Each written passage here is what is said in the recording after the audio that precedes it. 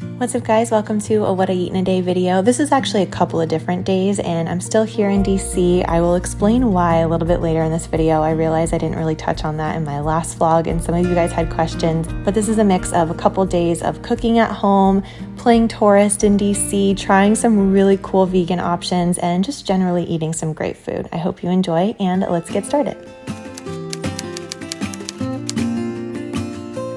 I know I make oatmeal a lot, but I've been doing something a little bit different and really enjoying it, so I thought I would show you. It kind of to me tastes a little bit like banana cream pudding, but like a peanut butter banana cream pie pudding situation. So I just make my oatmeal, but instead of putting the oats into the liquid once it's boiling, I just pour the dry oats into the pot along with water and some soy milk, and then I bring that to a boil all together. And I think what this does is it helps to create a really creamy oatmeal, and it also gives the oats a little bit more time to puff up and absorb some of that liquid. So I just feel like you get more volume. Like somehow the same amount of oats just feels like a much heartier, larger portion. And then when it's almost done and still a tiny bit liquidy, I'll go ahead and stir in a spoonful of peanut butter. And I just stir this into the oatmeal and it kind of melts and makes the oats even more creamy and obviously makes them taste like peanut butter, which is so good. And then I put that into a bowl. I'll top it with banana slices, some coconut yogurt. That's kind of like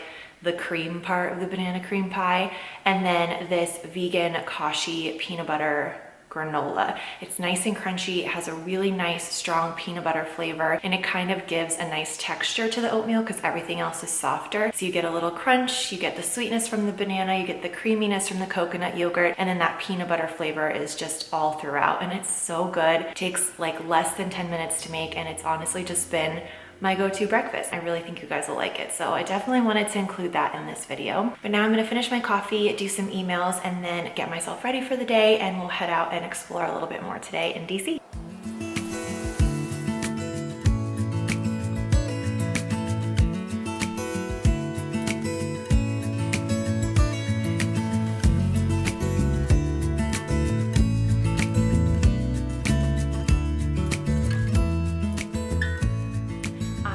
To head out, we're gonna go to Union Market, which is a place I've seen on Instagram that looks really cute. A bunch of different shops, some restaurants. I think there's like a rooftop area which looks really cool, so I'm really excited to go explore there. But before I head out, I wanted to say thank you to Harry's for teaming up with me on this video, because you might have noticed I was using this very cute tropical green razor in the shower, and this is the razor that I've been using exclusively for over 2 years at this point. I've talked about it before, but I used to get really dry, irritated skin on my legs, particularly like the back of my calves, and it just used to get worse every time I would shave. It would just get more and more irritated. But when I started using the Harry's razor, it really allowed that skin to heal. It wasn't irritated anymore, and eventually it all went away, which was kind of crazy because I kind of thought that that was inevitable and that, you know, dry skin is just dry skin. There's nothing I could really do, but it's not been an issue since I've used the Harry's razor. The blades are really sharp, and so I feel like I just get a close shave that doesn't irritate my skin. It's really made a big difference. I know that a lot of people think that Harry's is just a men's razor, but like I said, I've been using it for over 2 years, and I find that it's really good for both coarse and fine hair. So the hair on my legs tends to be a little bit thicker, but I also use it for, you know, my eyebrows, or I clean up my mustache, and that's a little bit more fine, and it works really well for that too. So it's super versatile, definitely not just for men, and they are really passionate about providing razors for everybody at a really fair price, no outrageous price tag, no pink tax, just a really great premium quality razor at an affordable price. And if you click the link in the description box below, you can get the trial set for just $3. And with that, you will get the 5-blade razor, the weighted handle, and you can pick which color handle you want. It also comes with a blade cover to protect the blades and the shave gel. It's an unbeatable price. It's an incredibly well-made razor. Go ahead and click that link in the description box below. And with all of that said, let's go ahead and head out to Union Market.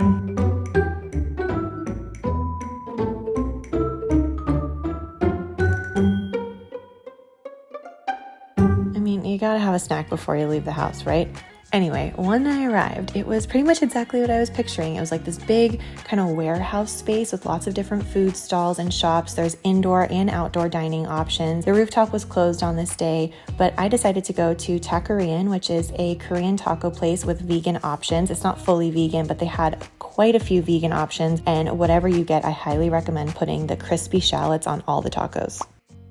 Okay, rookie mistake going to Union Market by myself, because that's the kind of place where you really want to bring at least one other person, if not a whole group of friends, and that way everyone can go to like the different booths and get a couple of different dishes, and you can like, you know, meet back at the picnic tables and have like a feast of all these different cuisines, because there were so many different kinds of food there. Like there was a dumpling place that looked really good, there was an Egyptian street food place that looked really good, but there was also like Indian samosas that I wanted to try. There was an ice cream shop that had oat milk ice cream. So you could really kind of curate a pretty epic feast if you had a bunch of different people and you each got a little bit of everything to share. So definitely going to add that to my list. I want to go back. And if you guys have been to Union Market and you have a favorite booth or stall or whatever it's called, let me know in the comments, because I'll add it to my list. But the tacos that I had were delicious. They were really flavorful.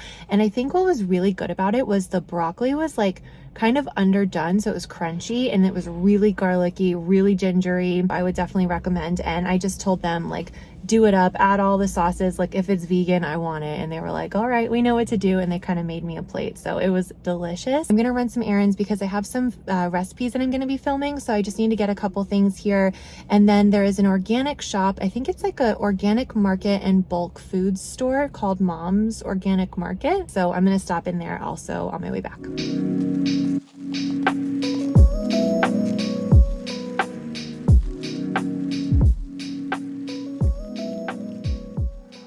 I asked on Instagram for some cruelty-free nail salon recommendations, and a lot of people said Nail Saloon. Nail Saloon has 2 different locations in DC, so I decided to check it out, and they have cruelty-free gel polish. The salon itself was really cute. They did a great job, and I went for this color, like a kind of a cleaner, fresher color after having that bright red for a couple weeks.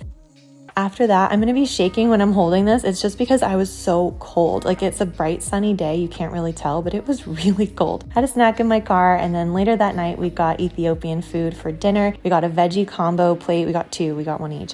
And oh my gosh, this was so good. There was lentils, collard greens, cabbage, chickpea stew, and this injera was some of the best I've ever had. It was particularly squishy and soft. It was so good. Looks crazy. Yum! Whoa, they're smaller than I remember. How many do you want? Oh no! I had a couple of work from home days after this, so really just me sitting at my computer and not much to vlog. But on this day, I started with a mango that we got in a 4P delivery. Then I had some coffee with unsweetened soy milk and started making oatmeal, my favorite. On this day though, I stirred in some frozen raspberries and banana, and I love how when you cook raspberries into oatmeal, it turns them pink. I topped that with bananas and chia seeds and peanut butter and put on a very old outfit of the day, but with some new rings that I got from Target and this cute vegan Angela Roy bag. Good morning, guys. So I am dressed and ready. I'm gonna go to Bethesda today and meet with my friend Kate. She's in town visiting family. I'm in town visiting, and I realized from the comments in my last videos that I haven't properly explained whether or not I moved. It might look like I moved. I did not move. I'm just here visiting. It's been like a month though, so it's been a good amount of time. And so part of the time I've been kind of playing tourist, and I'm exploring these different areas and trying all of these new like restaurants and looking at all the monuments and stuff. And then a lot of the time I'm just working and kind of doing what I normally do, but in a different city. So it's really cool when you're able to spend a good chunk of time in a new place. You really feel what it's like to live there versus just to visit. And I feel like that because I'm grocery shopping here, I'm cooking dinner here, like, you know, I'm doing laundry, like it feels different. And so it's been such an amazing experience. I was able to do this a couple of years ago now when I was visiting family in Norway. We stayed for like 5 or 6 weeks, and again we kind of had that routine of grocery shopping and cooking dinners and, you know, having friends over at the house. So I kind of feel like I got some insight into what it feels like to live in Oslo, and now I'm getting that same experience in DC, which is so cool. I will say that it's a huge blessing, but it also, I think sometimes like remote work seems a little bit more glamorous than it is sometimes. And I just want to, like, full disclosure, tell you that although it's amazing to be able to work anywhere, you kind of can't work anywhere. As a content creator, when you're you're out of your element, it's amazing because you're out of your element and you feel so creative and inspired, but you also are so aware of like certain compromises in quality, and that just like pains me because I want to make good videos and I don't want to compromise quality. So it's a little bit of a give and take, and I just wanted to like put that out there because I know that things can always seem like really shiny and perfect through the screen, but in real life, like it's been a little bit stressful, and it's also been amazing. But I mean, that's kind of life though. It's always a little bit of give and take, and I think it's important to focus on the blessings. And right now, my blessing is that I get to go see my friend who I've been friends with in 2009, and we've been super close ever since. We're gonna go to Bethesda and have a good day. On the way to Bethesda, I listened to a great podcast called How to Fail with Elizabeth Day, particularly the interview with Brene Brown. It was so thought-provoking. I parked on Bethesda Avenue, met up with my friend Kate, and then we went to Kava, which is a chain restaurant. They have them all over. We both got the lentil avocado bowl, which has falafel, roasted veggies, avocado, spinach, roasted eggplant, hummus, pickled red onions, lentil tabbouleh, a crunchy cabbage slaw, which was so good, and then it had 2 different dressings, both zhug and garlic sauce, which made this super flavorful. My first kava experience, and we were actually going to go to a place called Planta. It looked really good on Instagram, but unfortunately they're only open for dinner, so we weren't able to go there today, but it's definitely on my list, and I would recommend adding it just based on what I've seen on Instagram. I would recommend adding it to your list if you're in Bethesda, because it looks like they have a really interesting menu. There's also a couple of cute places in the area. There's a place called Berries and Bowls that does like acai bowls and smoothies, so that would have been a good option, but I'm so glad that we went to Kava because it was so good. I feel like it looks kind of basic, like a salad bowl, but there are so many different sauces and the hummus and everything. It was just so flavorful, and even like the more raw shredded veggies, because of all the sauce and the falafel and the avocado, like it was so satisfying and so good. I definitely want to try to recreate one of those bowls at home. And best of all, seeing Kate, because I haven't seen her in a while, and she's just one of those friends, like even if we haven't seen each other in a long time, we sort of pick right back up where we left off. And I felt like we just immediately got into conversation, and we were having like